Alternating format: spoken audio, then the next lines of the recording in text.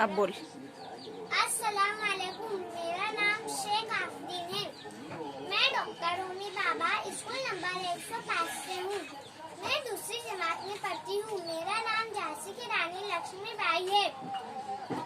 मेरे अब्बा का नाम मोरू पांच तांबे है। मेरा बचपन से नाम मणिकर्णिका रखा गया है।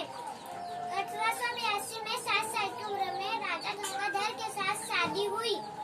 मेरा जन्म एक मराठ ब्राह्मण परिवार सन 1828 में हुआ, काशी में हुआ।